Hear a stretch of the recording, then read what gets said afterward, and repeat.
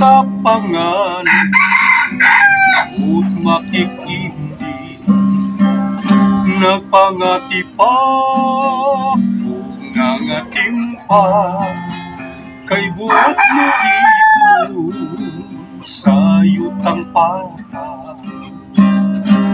May dakong kahoy nga bitud kaniya, walang ibawi nganong natumba. Giadtong isusi sa mga silingan, natumbag na pukan kay gianaya.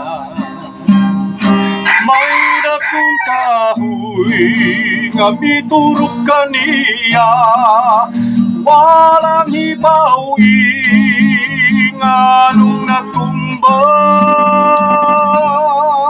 Giadtong isusi sa mga silingan, natumbag na pukan kay gianaya. Natumbag na pukan kay gianaya.